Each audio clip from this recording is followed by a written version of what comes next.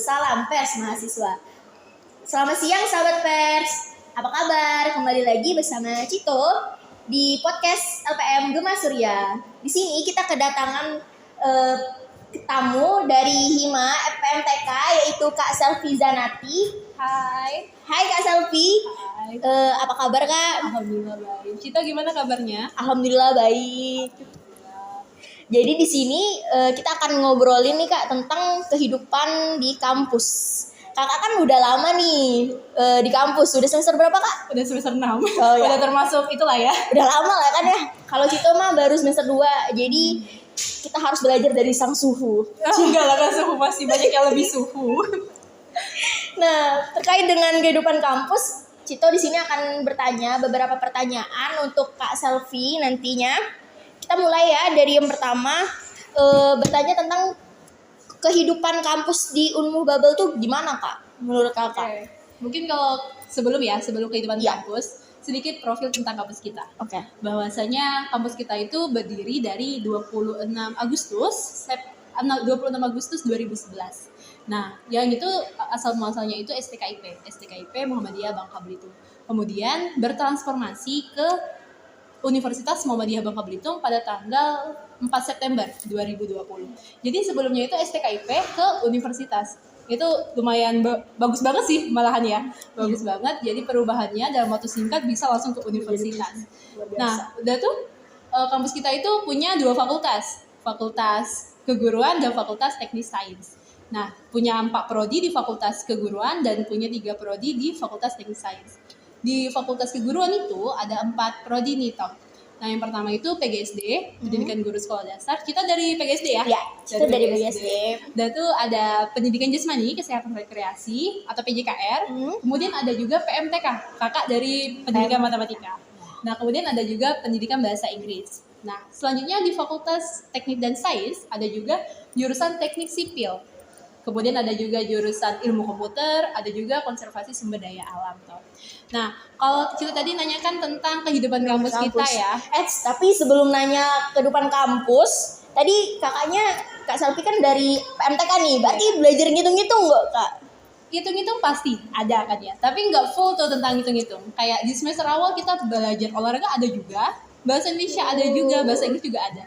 Jadi kita tuh semakin naik tingkatan semester, baru kita lebih fokus ke matematikanya. Gitu. Oke, baiklah kita kembali ke topik yaitu mengenai kehidupan kampus. Silakan Kak dijawab. Kehidupan kampus ya, mungkin lebih ke cara belajar mahasiswanya mungkin kan ya. Kalau cara belajar mahasiswanya, kehidupan kampusnya itu nggak beda-beda amat sama yang di luar. Kalau mahasiswanya itu gaya berbusananya misalkan, kalau Universitas Muhammadiyah Bangka Belitung itu memiliki peraturan tuh, bahwasanya semua perempuan harus menggunakan rok.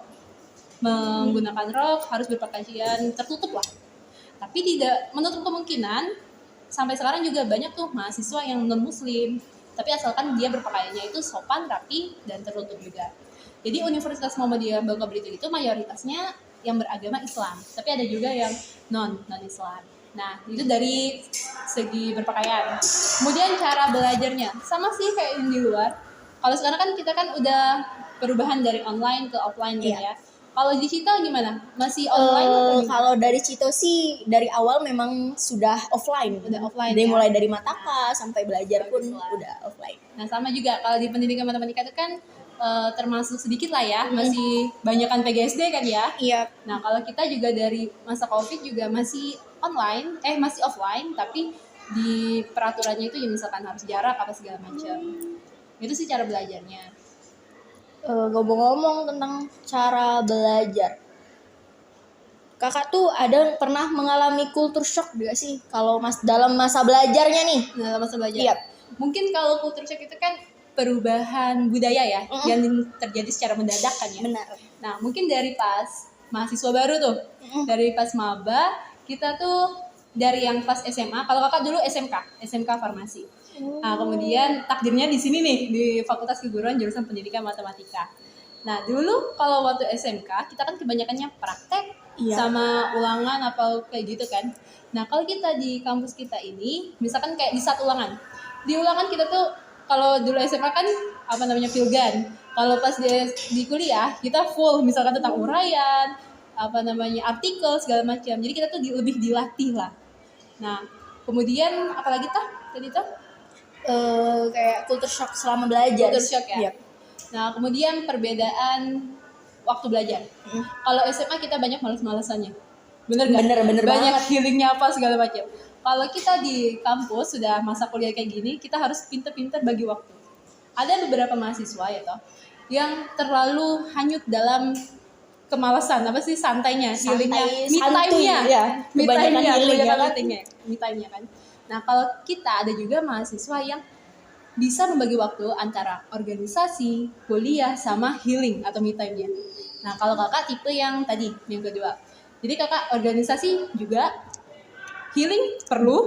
Takut stres kan ya, apalagi matematika. Ya bener Kemudian banget. yang ketiga, kakak kuliah juga harus nomor 1. Karena sesibuk apapun kita tetap kuliah nomor 1 kan. Prioritas. Nah, benar. Kalau kita gimana? Kalau situ sih sama kakak. Harus bisa kalau nggak mungkin kan kita harus milih kan yang mana prioritas. Kalau bisa 3 kenapa harus 1 kan? Benar. Tapi kembali lagi harus bisa membagi Waktu. Oke. Nah, ngomong-ngomong saat belajar tuh kan diajarin yang namanya dosen. Kalau di SMA kan guru nih yang ngajar. Nah, kalau kuliah itu namanya dosen. Nah, ngomong-ngomong di Unmu ini ada nggak sih dosen-dosen yang killer? Kan biasanya guru-guru ada yang kalau masa SMA nih, guru-gurunya ada yang killer jadi bikin siswanya takut nih. Kalau di kampus ini ada nggak? Sebenarnya nih pertanyaannya ini menjebak ya.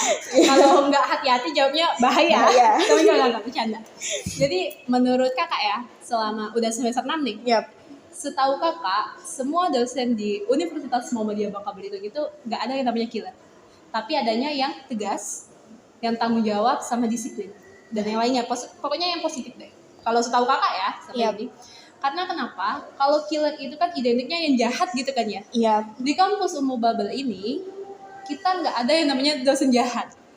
Jadi kayak dosennya itu lebih ke melatih kita, membuat kita supaya terbentuk nih kepribadian yang baik. Misalkan kayak ada dosen yang harus, misalkan kita masuk jam 7:30. Jam 7:30 itu harus ada tuh di kampus. Mau nggak mau harus ada. Itu kenapa? Karena dosen kita itu melatih kita supaya kita bisa bertanggung jawab dengan waktu kita sendiri.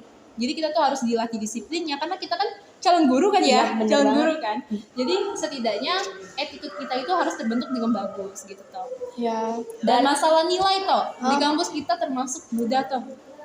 Jadi tipe penilaian 3 dari dosen kita. Setahu kakak ya sejauh ini ya. Pertama, kalau kita misalkan otak kita pintar, attitude kita nggak bagus, kita 0 di mata dosen. Kita misalkan kita pintar, attitude kita bagus, kita penilaian di mata dosen kita full. Yang ketiga, bener kan? Dan ada juga yang misalkan kita udah nggak pinter-pinter amat, attitude nggak ada, 0 banget kita kan di mata dosen. Mau diapakan ya? Nah, kita jadi mau yang mana nih? Ya harusnya sih pinter juga, attitude-nya juga bagus biar di mata dosen tuh plus. Benar. Jadi intinya tuh nggak ada yang namanya dosen killer teman-teman. Yang adanya tuh emang karena mahasiswanya. Iya, terkadang tuh mahasiswa yang membuat dosen tuh marah. Ya. Wajar lah manusia juga kan. Banyak kekurangan. Benar.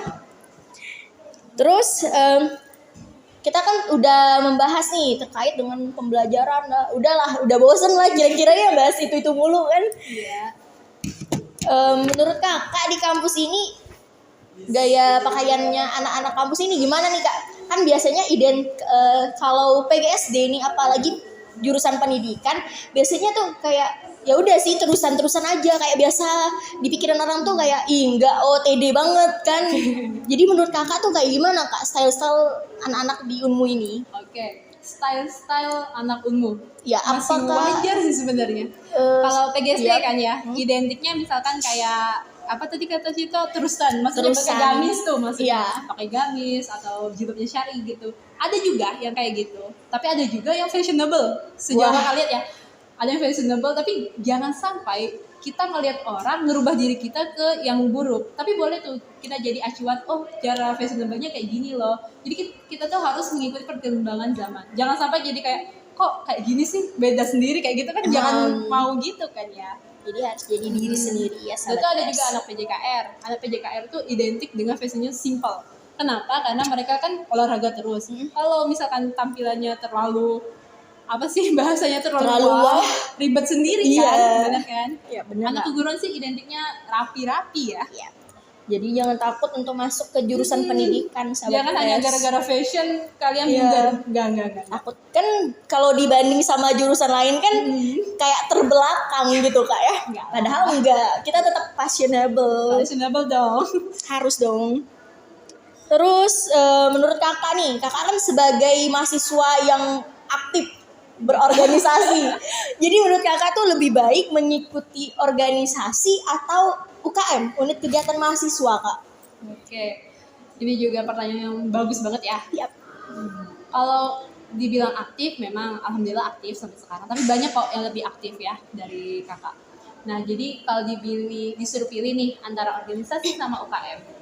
Di universitas itu ada yang namanya organisasi mahasiswa atau Ormawa. Nah, organisasi mahasiswa ini ada juga yang namanya DPM, Dewan Perwakilan Mahasiswa, ada yang namanya BEM Fakultas, BEM Univ, sama apa sih namanya tuh Himpunan Mahasiswa atau HIMA. Nah, kalau dari beberapa itu, kakak udah pernah coba BEM, udah. HIMA sekarang masih Himpunan Mahasiswa Matematika, Pendidikan Matematika. Kemudian kalau yang organisasi itu kan UKM, Iya. maksudnya UKM, unit kegiatan mahasiswa itu banyak banget tuh. Jadi kalau dibilang mana yang lebih baik, dua-duanya sama-sama baik. Kakak bilang ya keunggulannya ya. Boleh, Misalkan kayak organisasi mahasiswa, kayak kakak ambil contohnya misalkan HIMA PMTK misalkan. Kalau kita ngambil HIMA, kita tuh berarti ingin memajukan prodi kita, jurusan kita tentunya Iya, kan tentu ya. kan. Nah, jadi kita itu pasti memiliki niat positif, di mana tujuan kita nanti harus tercapai tuh bersama teman-teman satu jurusan tersebut. Kita pasti tentunya dapat relasi teman semakin luas kan ya. Bener, Tapi Kak. masih di dalam satu jurusan. Tapi kayak kakak misalkan Himatika di Unmu Babel, pasti tentunya jurusan di Unmu Babel aja matematikanya. Nah, kakak tapi tergabung juga di Ikatan Himpunan Mahasiswa Matematika Indonesia.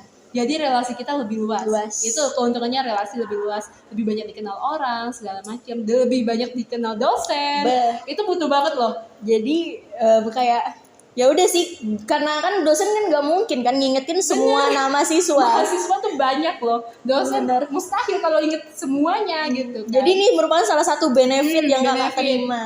Jadi nanti sama-sama bagusnya kalau organisasi unit kegiatan mahasiswa itu lebih bagus juga, dimana kita nanti kan disatukan dengan orang yang sama bakatnya kayak kita, minat bakatnya sama. Jadi nanti kita ditempun, kita diajarin, lebih diperdalam lagi minat bakat kita itu. Jadi nanti kita kebentuk yang hasilnya diharapkan bagus, sangat-sangat bagus. Jadi nanti kita ketemu juga sama kawan-kawan yang beda jurusan tuh toh. Biasanya kan relasi kita lebih luas lagi kan.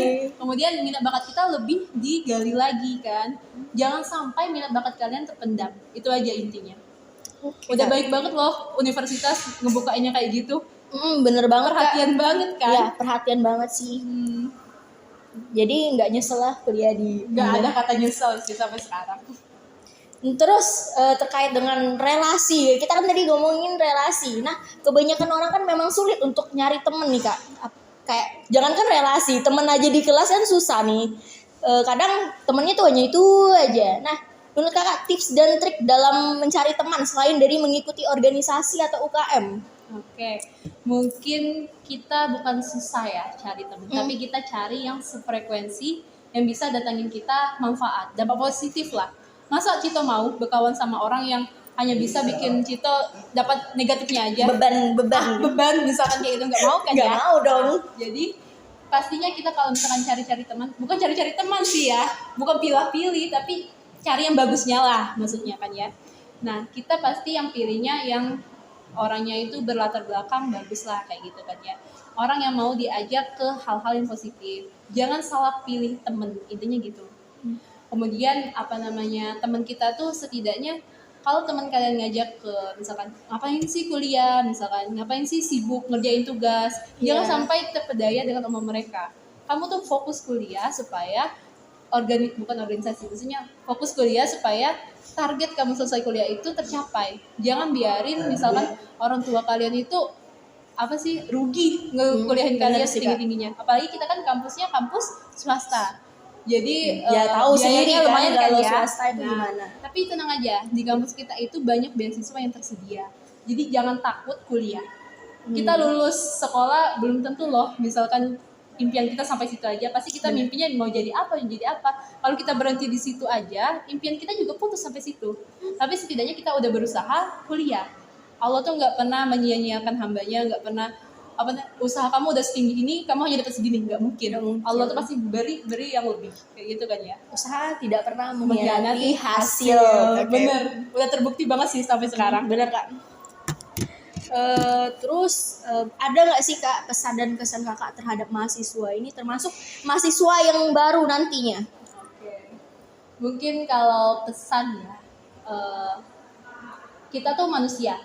Kita pasti pernah ngerasain capek, kita pernah ngerasa gagal kan ya. Kita boleh capek, kita boleh ngerasa gagal, kita boleh ngerasa ih nggak pantas ya kita sampai di sini ya. Kita boleh ngerasain itu. Tapi jangan pernah nyerah. Itu aja kuncinya. Allah tuh nggak pernah nguji kita di luar batas kemampuan kita. Allah tuh baik banget. Ingat aja, Allah tuh baik banget. Mungkin ini baik untuk kita, menurut kita, tapi belum tentu baik menurut Allah. Gitu. Jadi kalau misalkan kita belum dapat tuh apa yang kita impikan, jangan putus asa. Ayo coba lagi, ayo berbenah lagi. Mungkin ada yang salah nih di belakang. Allah tuh pasti udah nyiapin yang bagus tuh untuk kita di depan Ibaratnya sana. kayak film Nemo pas nyari anaknya tuh Kak. Dory bilang terus berenang. Boleh tuh dibuat pemacu semangat kita. Iya, terus berenang, masa kalah sama ikan kan? Iya, bener banget. Oke Kak, jadi kayaknya kita udah di akhir dari pertanyaan nih Kak. Jadi Cito sendiri juga nggak tahu nih mau nanyain apa lagi. Penjelasannya tuh bener-bener lengkap banget menurut Cito, dan dari cara kakaknya bicara, wah Enggak lah, masih kualitas banyak sekali. lebih bagus, masih harus belajar. banyak banget yang bisa kita dapatkan dari Kak Selfie ini. Baiklah, ada yang ingin disampaikan Kak sebelum kita mengakhiri podcast kita ini? Mungkin sedikit ya. Jadi kakak harap untuk calon adik-adik kita ya yang Iya. bakal masuk di kampus Universitas Muhammadiyah Bangka Belitung, ayo jangan ragu-ragu kuliah di sini. Kalau kalian misalkan kekurangan dana atau minder tuh sama kawan-kawan, jangan pernah takut. Soalnya kakak dulu impian kakak bukan di sini, tapi kakak sampai detik ini ngerasa bersyukur. Oh mungkin impian kakak dulu kan beda kan ya dari sini kan ya. Jangan disebut ya, jangan Nah, disebut. jadi kakak nggak pernah nyesel kuliah di Universitas Muhammadiyah Bangka Belitung. Karena Universitas Muhammadiyah Bangka Belitung kakak bisa keluar dari Bangka. Wah, dengan biaya itu Yang dari tentu kementerian segala pasti macam. dibiayai kan. Banyak banget benefit yang bakal kalian dapat kalau kalian kuliah. Terutama di Universitas Muhammadiyah Muhammadiyah Bangka Belitung. Bener banget toh. Oke lah, sekian jadi penyampaian pesan dari Kak Selfie menjadi penutup dari podcast kita siang ini. Baiklah, sahabat pers semua, salam pers mahasiswa. Assalamualaikum warahmatullahi wabarakatuh.